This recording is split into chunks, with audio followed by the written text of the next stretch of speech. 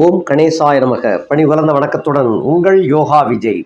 17/7/2024 முதல் 16/8/2024 முடிய உள்ள காலம் ஆடி மாத காலம் ஆகும். இந்த ஆடி மாத பிறப்பு உங்களுக்கு மேசராசியிலே பிறந்த நேயர்களுக்கு என்ன பலன்களை அள்ளித்தரப்போகின்றார் என்பதை பற்றி சுருக்கமாக பார்க்கலாம். இந்த தட்சநாயனம் உத்தராயணம் அப்படிங்கிறதுல என்ன பிரிவு அப்படின்னு சொன்னால், தேவர்களுக்கு பகல் பொழுது என்பது உத்தராயண காலம் ஆகும். அது 6 மாத காலம். நமக்கு மனிதனுடைய கணக்கில் 6 மாதம் என்பது தேவர்களுடைய கணக்கில் அரை நாள், அதாவது ஒரு பகல் பொழுது மட்டும். அவர்களுடைய இரவு பொழுது மிச்சம் இருக்கக்கூடிய 6 மாதம். அதைத்தான் தட்சணாயன புண்ணிய காலம் அப்படின்னு சொல்கிறோம். இந்த தட்சணாயனம் ஆரம்பமாகுதுவே இந்த ஆடி மாதம் முதல் நாள் தேதி ஆகும். அந்த தேதியில தான் அவர்களுக்கு தேவர்களுக்கு மாலை பொழுது தொடங்கி இரவு பயணம் ஆரம்பம் ஆகின்றது. இதில் என்ன கணக்கு நமக்கு வித்தியாசம் வருது அப்படின்னு சொன்னால், அவர்களுடைய பகல் பொழுதாகிய அந்த 6 மாதம் தை முதல் நாள் தேதியிலிருந்து இது நாள் வரைக்கும், கிட்டத்தட்ட ஆனி மாதம் முடிகின்ற வரைக்கும் உள்ள தேவர்களுடைய பகல் வேளையில் நம்ம இந்த மேச ராசியிலே பிறந்தவர்களுக்கு என்ன சாதிச்சிருப்பாங்க, என்ன கிரகங்கள் அள்ளி கொடுத்துருக்குறாங்க அப்படின்னு சொன்னால் அப்படி எதுவுமே இல்லை. இன்னும் சனி 11ல் இருக்கிறாரு. 2ஆம் இடத்துல ராசி நாயகனோடு குரு வீற்றிருக்கின்றார். 6ஆம் இடத்துல கேதுவும் 8ஆம் இடத்துல உள்ள சந்திரனும் இந்த ஆடி மாத பிறப்பு அன்றைய தினம் மிக வலுவாக நேர்த்தியாக இருக்கின்றார்கள். அந்த உத்தராயண காலத்தில் கிடைக்காத பலன்களை தட்சணாயன கால புண்ணிய காலத்திலிருந்து ஆரம்பம் ஆகிறது. யோகத்தை ஆரம்பிக்கின்றார்கள். இதுக்காகத்தான் அந்த பிரித்து சொன்னேன். இதே பழைய காலத்து பழமொழியில் எப்படி சொல்லுவாங்கன்னு சொன்னால், 30 வருஷம் வாழ்ந்தாரும் இல்லை, 30 வருஷம் கெட்டாரும் இல்லை அப்படின்னு சொல்லுவாங்க. அதுக்கு அர்த்தம் என்ன அப்படின்னு சொன்னால், 30 வருஷ காலம் ஒருத்தன் ஓஹோன்னு வாழ்ந்தா அப்படின்னு சொன்னால் அடுத்த 31வது வருஷத்தில் கொஞ்சம் வீழ்ச்சியை சந்திச்சே தீர வேண்டும். இது பொதுவான ஒரு கணக்கு. என்ன தசை, என்ன புத்தி நடக்குது, என்ன லக்கணம், என்ன நட்சத்திரம், இதெல்லாம் அப்பாற்பட்டு அந்த ஒரு தலைமுறை மாறும் பொழுது சில வல்லினம் மெல்லினமாகவும் மெல்லினம் வல்லினமாகவும் மாறிவிடும். அதே சமயத்தில் 30 வருஷம் படாத பாடு பட்டு நொந்து நூடுல்ஸ் ஆகி அதை வாழ்க்கையே வெறுத்து போன ஒரு குடும்பத்திற்கு 31 வருஷம் உதய காலம், வாழ்க்கையின் உதய காலம், பிரகாசம் பெறக்கூடிய காலம், ஒளி வீசக்கூடிய ஒரு காலமாகவும் தென்றலாக வீசக்கூடிய காலமாகவும் அமைந்துவிடும். இதைத்தான் 30 வருஷம் வாழ்ந்தாரும் இல்லை, 30 வருஷம் கெட்டாரும் இல்லை. அதே போல இந்த உத்தராயண காலம் ஆகிய இந்த 6 மாதத்தில் எந்த விதமான பிரயோஜனமும் சேரலையே. சனி பகவான் பயிற்சி ஆயிட்டாரு, அவர் பயிற்சி ஆயிட்டாரு, இங்கே ஒன்றும் கிடைக்கலையே, கோடி கோடியாக சம்பாத்தியம் பண்ணுவாங்க அப்படின்னு எல்லா ஜோசியரும் சொன்னாங்க, நானும் சொல்லியிருக்கிறேன். எல்லா ஜோசியரும் சொன்னாங்க, ஆனாலும் ஒன்றும் நடக்கலையே என்ற ஆதங்கம். அதே போல் 6ஆம் இடத்துல கேது வந்த உடனே கடன்கள்லாம் அடைஞ்சிரும்னு சொன்னீங்க சாமி, இன்னும் ஒன்றுமே கிடைக்கலையே அப்படிங்கிற ஒரு ஆதங்கம். இப்படியெல்லாம் இருக்கின்ற இந்த சந்தர்ப்பத்தில் இந்த தட்சணாயனம் தொடங்கி இருக்கின்றது. உத்தராயணம் என்பது கழிந்து தட்சணாயனம் தொடங்கி இருக்கிறது. தொடக்கமே தவசு காலமாக அமைந்துவிடும். எப்பவுமே தட்சணாயனம் என்பது ஆடி மாசத்து தொடங்குதுங்கிறதுனால ஆடி என்பது பராசக்திக்கு உரிய மாதம். பராசக்தி அப்படிங்கிறவ எந்த ரூபத்தில எல்லாம் இருக்கிறா அப்படின்னு சொன்னா, ஜலம், தண்ணீர், குளம், குட்டை, ஆறு, நதி, கடல், சமுத்திரம், இப்படியாக அவள் காட்சி கொடுக்கின்றாள். நீர்நிலைகள் எங்கெங்கு இருக்கிறதோ அதெல்லாம் தேவி ஆதி பராசக்தியாகவே காட்சி கொடுக்கின்றாள். அதே போல ராசிக்கு சொந்தக்காரர் யார் அப்படின்னா சந்திர பகவான். சந்திரனுடைய வீடு தான் கடலாகிய கடக வீடு. ஆக கடலாகிய கடக வீட்டுக்கு அதிபதி சந்திரன். அந்த சந்திரனுக்கு அதிதேவதையே பராசக்தி தான். அந்த பராசக்தியினுடைய ரூபம் அந்த மாதிரி அமைந்திருக்கிறது. 12 வகை லக்கணங்களிலும் கூட கடகத்தை பராசக்தியாகவும் சிம்மத்தை சிவமாகவும் சித்தரிக்கப்படுவது உண்டு. அந்த 2 பேருக்கும் ஒவ்வொரு வீடு தான், ஆளுக்கு ஒரு வீடு. மற்றவங்களுக்கெல்லாம் கிரகங்களுக்கெல்லாம் 2 வீடுகள் இருக்கும். இந்த கடகத்துக்கு ஒரு சந்திரனுக்கு அதிபதி ஒரு வீடு தான், சிம்மத்துக்கு சூரியன் ஒரு வீடு தான். இதில் என்ன கணக்கு அப்படின்னா, ஒரு குடும்பத்தை எடுத்துக்கணும், ஒரு தாய் ஒரு தந்தை, அவ்வளோதான் இருப்பாங்க. மற்றதெல்லாம் பிள்ளைகள் இருப்பாங்க. அதே போல் தேவலோக தேவ சபையில் வந்து நான் ஏற்கனவே நிறைய பேசியிருக்கிறேன். தேவலோக தேவ சபையில் வந்து பராசக்திக்கு ஒரு சபை, சிவபெருமானுக்கு ஒரு சபை, பராசக்தி ஆகிய சந்திரனுக்கு இளவரசன், மிதுனமாகிய புதன். அதே போல் சிவபெருமானுக்கு அந்த சிம்மத்துக்கு அதிபதியாகிய சூரியன், அவர் வந்து அரசர், அவருக்கு இளவரசன் என்பது வந்து கன்னி ஆகிய புதன். அதே போல் கடகத்திற்கு மந்திரி என்பது வந்து ரிஷப சுக்கிரன், சிம்மத்திற்கு மந்திரி என்பது வந்து துலா சுக்கிரன். கடகத்திற்கு ஒரு படை தளபதி வேணும், அவர் வந்து மேச செவ்வாய், அதான் நீங்கள். அதே போல் கடகத்திற்கு ஒரு லீகல் அட்வைசர் வேணும், அது வந்து மீன குரு பகவான். அதே போல் அதாவது ஒரு ஸ்டோர் கீப்பர், வேலைக்காரன், சர்வன்ட்டு இவர் வேணும், அது வந்து கும்ப சனி பகவான். அதே போல் சிம்மத்துக்கு அதிபதியாகிய சூரியனுக்கு ஒரு படைத்தளபதி வேணும், அந்த படைத்தளபதி வந்து விருச்சிக செவ்வாய். ஒரு லீகல் அட்வைசர் வேணும், அது தனுசு குரு. ஒரு ஸ்டோர் கீப்பர், வேலைக்காரன் வேணும், அது வந்து மகரச்சனி. இந்த மாதிரியாக பரிபாலனம் என்ற காரணத்தினால தான் அவங்க தாயும் தந்தைக்கும் ஒவ்வொரு வீடு, அவங்களுக்கு மட்டும் ஒவ்வொரு வீடு. ஏன்னா அவங்க தான் ஹெட் ஆஃப் த டிபார்ட்மெண்ட். அதில் வரக்கூடியவர்கள் மற்றவர்கள் இல்லாமல், அதுக்கு ஆளுக்கு ஒரு சபை அப்படிங்கிற காரணத்தினால அப்படி வரும். இப்படிப்பட்ட ரீதியில் உள்ள இந்த காலத்தில் வந்து தான் இப்போ பராசக்திக்கு சொந்தமான இந்த கடக மாதம் என்பது தவசு காலம். ஆக ஆடி பிறந்துருச்சுன்னு சொன்னாலே பராசக்தி கூழ் ஊற்றுறது, கூழ் காய்ச்சி ஊற்றுறது செய்கிறது, அம்மனுடைய திருவிழாக்கள் இப்படியெல்லாம் அந்த ஆடி மாதம் கிட்டத்தட்ட பெரும்பாலும் நடக்கும். இது தவசு காலம் என்ற புனிதமான மாதம் என்ற காரணத்தினால இது சம்போகம் பண்ணக்கூடாது, ஆண் பெண்கள் சம்போகம் பண்ணக்கூடாது என்று ஒரு கணக்கு இருக்குது. இது பண்ணினால் அந்த கணவனுக்கு வந்து அந்த ஆயுள் பாவம் என்பது அவ்வளவு திருப்தியாக இருக்காது, வாழ்க்கையில் சம்பாத்தியமும் அவ்வளவு சிறப்பாக இருக்காது என்ற காரணத்தினால அந்த காலத்தில் அப்படின்னு ஆதி காலத்தில் அதுக்கு போக போக போக நாகரிக காலம் ஆனதுக்கப்புறம் என்ன ஆச்சுன்னு சொன்னால் புதுமண தம்பதிகளை மட்டும் பிரித்து வச்சாங்க. புதுமண தம்பதிகளுக்கு வந்து கணவன் மனைவி ஒன்று சேரப்படாது, அதனால நான் பொண்ணை வந்து எங்கள் வீட்டுக்கு கூட்டு போயிடுறேன் அப்படின்னு அந்த பொண்ணை பெற்றவங்க வந்து வீட்டுக்கு கூட்டு போயிடுவாங்க. அவர் தனியாக இருக்கட்டும், இப்படி தனியாக கூட்டு போனால் தான் அந்த மற்ற வேலைகள்லாம் நடக்காது, இரவு பயண வேலைகள் வந்து நடக்காது. அப்படி நடந்துச்சுன்னு சொன்னால் சித்திரையில் பிள்ளை பிறக்கும், தோப்பனாருக்கு ஆகாது. இப்படியெல்லாம் கணக்கு பண்ணினாங்க. இப்போ அதெல்லாம் தாண்டி காதல் கல்யாணம் அப்படி இப்படின்னு என்னமோ ஓடின்னு இருக்கு. அதனால் இப்போ அதெல்லாம் சம்பிரதாயங்கள்லாம் பார்க்கக்கூடிய காலங்கள்லாம் தாண்டி விட்டது. இன்னமும் ஒரு சில சமுதாயங்களில் இந்த சம்பவங்கள் நடந்து கொண்டு தான் இருக்கின்றது. அப்படி இருந்தால் அது நல்லது. அப்படி பிரித்து வைக்கும் பொழுது ஒரு பிரச்சனை ஏற்படக்கூடாதுங்கிறதுனால தான் தலையாடிக்கு வந்து மாப்பிள்ளைக்கு இன்னது செய்யணும், மோதிரம் போடணும், அந்த மாதிரி இப்படியெல்லாம் ஒரு வகைப்படுத்தி அதை திருப்திப்படுத்தலாம். ஒன்றை வந்து பிரிக்கும் பொழுது ஒரு சந்தோஷத்தை கொடுத்துடணும் அப்படிங்கிறதுக்காக இப்படியெல்லாம் ஒரு சடங்கு சம்பிரதாயங்களை ஏற்படுத்தி வைத்தார்கள் பண்டைய தமிழர்கள். இதில் நிறைய அர்த்தங்கள் இருக்குது. இதை நம்ம பேசணும்னு சொன்னால் இந்த சப்ஜெக்ட் வந்து வேறு இடத்துக்கு போயிடும். நம்ம அதை விட்டு வருகை இப்போ நம்ம பலாபலங்கள் பார்க்க போகிறது ஆடி மாதம் எப்படி இருக்குது, நீங்கள் கோடிக்கணக்கில் சம்பாத்தியம் பண்ண போறீங்களா இல்லையாங்கிறத பற்றி பேச போகிறோம். அதனால் அதில் போய் இறங்கிறாமல் நம்ம விஷயத்துக்கு வரும். இப்போ இந்த ஆடி முதல் தேதி அன்று வானமண்டலத்தில் கிரக கூட்டங்கள் எப்படி இருந்தாங்க அப்படின்னு சொன்னால் மேசத்தில் எந்த கிரகமும் இல்லை, ரிஷபத்தில் வந்து செவ்வாயும் குருவும், மிதுனத்தில் கிரகங்கள் இல்லை, அதாவது அந்த வீடு சுத்தம். 4ஆம் இடத்துல சூரியன் புதன் சுக்கிரன், 5ஆம் இடம் சுத்தம், 6ஆம் இடத்துல கன்னி கேது, 7ஆம் இடம் சுத்தம், 8ஆம் இடத்துல விருச்சிக சந்திரன், 9ஆம் இடம் சுத்தம், 10ஆம் இடம் சுத்தம், 11ஆம் இடத்துல ஆட்சி மூலத்திரிகோணம் ஏரியாக சனி பகவான் வக்கரித்திருக்கின்றார், 12ஆம் இடத்துல ராகு மீன ராகுவாக இருக்கின்றார். இப்படியான ஒரு சீன் வானமண்டலத்தில் இருக்குது. இதனுடைய தாக்கம் எப்படி இருக்குது அப்படின்னு சொன்னால் இதில் கிரகங்கள் உங்களுக்கு சாதகமாக யார் இருக்கிறாங்கன்னா ஆட்ட நாயகனாகிய சனி பகவான் உங்களுக்கு ஃபுல் சப்போர்ட்டில் இப்போ இருக்கிறார். அதுக்கடுத்தபடியாக உங்களுடைய ராசி நாயகன் செவ்வாய், அவர் அருமையான கட்டத்தில் இருக்கிறாரு, அவரோடு பாக்கியாதிபதியும் சேர்த்து வச்சிருக்கார். அப்போ 3 கிரகங்கள்.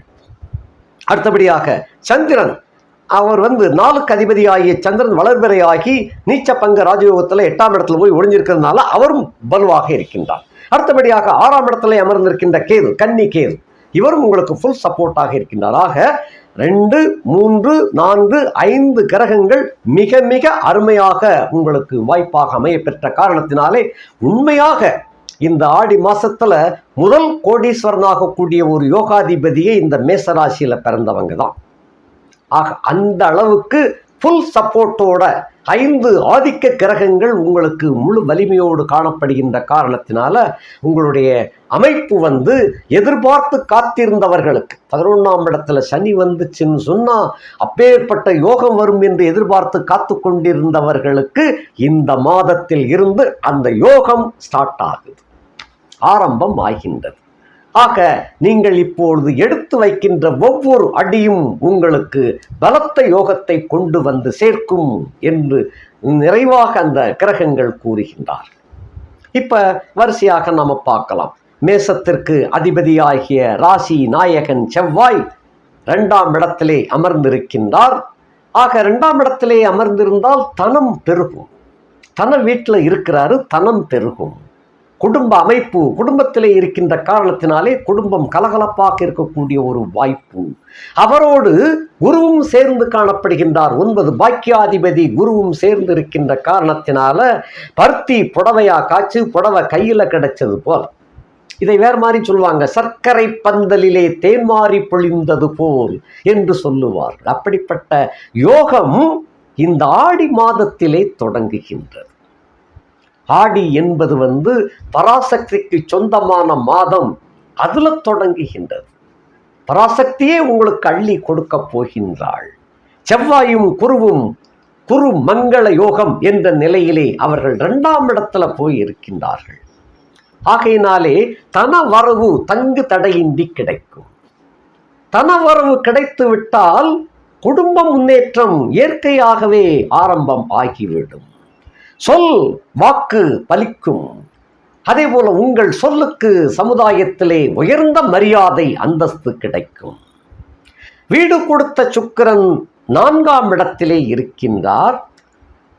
அந்த செவ்வாய்க்கும் சுக்கிரனுக்கும் செவ்வாய்க்கும் குருவுக்கும் 3ஆம் இடத்துல போய் இருக்கின்றார். அந்த தனம் குடும்பம் வாக்குக்கு அதிபதியாகிய சுக்கிரன் அந்த வீட்டிற்கு 3ஆம் இடத்திலே ஆதிபத்திய தோஷம் பெற்றவன் அந்த வீட்டுக்கு 3ஆம் இடத்திலே அமர்ந்தால் அந்த வீடு வலுவடைகின்றது. ஆக இந்த கட்டம் உங்களுக்கு பொங்கு செவ்வாய், பொங்கு குரு, பொங்கு சனி இந்த மாதிரியாக அமைகின்றது. ஆரம்பமே அசத்தலாக இருக்கக்கூடிய ஒரு அருமையான மாதம் இந்த ஆடி மாதம். அடுத்தபடியாக 8 கூடையவன் 2ஆம் இடத்துல இருக்கின்றான். 8ஆம் இடத்துல சந்திரன் இருக்கின்றார்.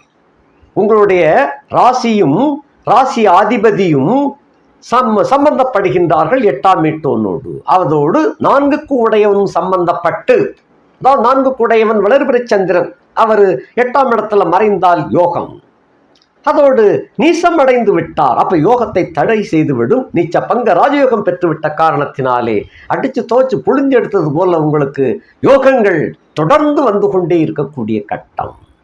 அடிமேல் அடியெடுத்து அப்படின்னு சொல்றோம் இல்லையா, அது போல யோகத்திற்கு மேல் யோகம் வந்து சேரக்கூடிய ஒரு அதிசயமான ஒரு மாசம் தான் இந்த மாசம்.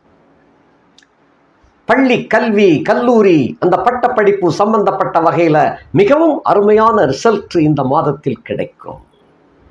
கல்வியினால் உயரக்கூடிய ஒரு வாய்ப்பு, வாய் திறமை, வாய்ச்சவடால் இவைகளாம் ரொம்ப சிறப்பாக இருக்கும். 2 7 அதிபதியாகிய சுக்கிரன் அவர் 2ஆம் இடத்திற்கு 3ஆம் இடத்திலும் 7ஆம் இடத்திற்கு 10ஆம் இடத்திலும் இருக்கின்ற காரணத்தினால 7ஆம் வீடு அப்படிங்கிறது முக்கியமான வீடு.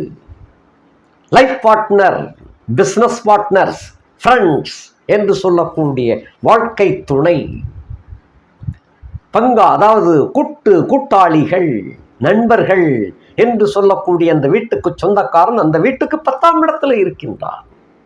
10ஆம் இடத்துல இருந்துச்சுன்னு சொன்னா அவங்க எங்க இருக்கிறாங்களோ அங்க தேடி போயிடுவீங்க. உங்களுக்கு வேண்டிய கேர்ள் ஃப்ரெண்ட் எங்க தகவல் கிடைக்கிறது ஓடோடி போயிடுவீங்க. அப்படிப்பட்ட ஒரு காலம். பெண் நட்பு துளிர் விடும். யோகம் வர்றச்சே எல்லாம் சேர்ந்து வருது. பெண்களால் அபகீர்த்தி போய் பெண்களால் பெருமை பெறக்கூடிய ஒரு மாதமாக இது இருக்கின்றது. பாய் ஃப்ரெண்ட்ஸ் அண்ட் கேர்ள் ஃப்ரெண்ட்ஸால் உங்களுக்கு வரவுகள் முன்னேற்றம் அடையும், பேரும் புகழும் பெறக்கூடிய கட்டம். அதிலே ஒரு முக்கியமாக தொழில் தொடர்பான ஒரு கன்னிப்பெண் உங்களுக்கு ரொம்ப சப்போர்ட்டாக இருப்பாங்க. நீங்க உத்தியோகம் பார்த்தாலும் சரி, வியாபாரம் பார்த்தாலும் சரி, தொழில் நடத்தி கொண்டு இருந்தாலும் சரி, ஒரு கன்னி பெண் உங்களுக்கு துணையாக இருப்பாள், மிகுந்த சப்போர்ட் பண்ணுவாள். அவளுடைய நிலைமை எப்படிப்பட்ட நிலைமை என்று அந்த அவங்க ஜாதகத்துக்கு தகுந்தவாறு ஏற்ற இறக்கத்தோடு வரும். வேலைக்காரியாக வரலாம், பெண் தோழி ஒரு பக்கத்தாத்து தோழியாக வரலாம், குடும்ப நண்பராக வரலாம், நண்பரின் தோழியாக வரலாம், ஏதோ ஒரு ரூபத்தில் கண்டிப்பாக வருவார்கள். இது ஆதி பராசக்தியின் அருள் பெற்று உங்களுக்கு கிடைக்கின்ற ஒரு பொக்கிஷம். ஆக நட்பினால் உங்களுடைய தொழில் வியாபாரம் மிகச்சிறந்தோங்கு விளங்கக்கூடிய கட்டம். அதே போல பல பெண்கள் போட்டி போட்டுக்கொண்டு காதலிக்கக்கூடிய ஒரு காலகட்டமாகவும் இப்போது விளங்குகின்றது. ஏன் காரணம், 4ஆம் இடத்துக்குரிய சந்திரன் 8ஆம் இடத்துல போய் உட்கார்ந்திருக்கிறார். 8ஆம் இடத்துக்கு அதிபதி செவ்வாய் அந்த வீட்டை நோக்கி கொண்டிருக்கின்றார். அப்படி நோக்கி கொண்டிருக்கின்ற காரணத்தினால் நீச்சபங்க ராஜயோகம் பெற்றார் அந்த சந்திரன். அவருக்கு கேந்திரத்தில் சனி, அவருக்கு கேந்திரத்தில் செவ்வாய். ஆக கேந்திர ஸ்தானங்களிலே அமைய பெற்றிருக்கின்ற காரணத்தினாலே விட்ட குறை தொட்ட குறை எல்லாமே தொடர்ந்து வரும். ஆதி ஜென்மத்தில், போன ஜென்மத்திலும் சரி, இந்த ஜென்மத்திலும் சரி, 5 ஆண்டுகளுக்கு முன்னால் விட்ட குறை தொட்ட குறையெல்லாம் இப்போ தேடி மீண்டும் வரக்கூடிய ஒரு கட்டம். அப்போ உள்ள வயசு வேற, இப்போ உள்ள வயசு வேற, எல்லாம் பருவங்கள் மாறிவிட்டது. அதற்கு தகுந்தவாறு உங்களுடைய எண்ணங்களும் முற்போக்கு சிந்தனைகளும் வெகு வேகமாக மாறிக்கொண்டு வருகின்றது. ஆகையினாலே வாழ்க்கை பயணத்திலே மிகவும் மிக முக்கியமான ஒரு கட்டத்தை தொடக்கூடிய ஒரு கட்டம் தான் இந்த ஆடி மாதம். 4ஆம் இடத்துக்கு சொந்தக்காரன் 8ஆம் இடத்துல தாய், சுகம், கல்வி ரொம்ப சிறப்பாக இருக்கும். 5ஆம் இடத்துக்கு அதிபதியாகிய சூரியன் ராசிக்கு 4ஆம் இடத்திலும் அந்த 5ஆம் இடத்திற்கு 12ஆம் இடத்திலும் இருக்கின்றார். பூர்வ புண்ணிய சொத்து பத்துக்கள் இந்த வகையில் வந்த குழப்பங்கள் விலகி கைக்கு வந்து சேர்ந்துடும். கைக்கு வந்து சேர்ந்தாலும் அதை நீங்கள் அனுபவிக்காம நீங்கள் விற்கக்கூடிய ஒரு சூழ்நிலையாகத்தான் வரும். அதை விற்று காசாக்கிடுவோம் அப்படிங்கிற கணக்கில் தான் வரும். அது தவறே கிடையாது.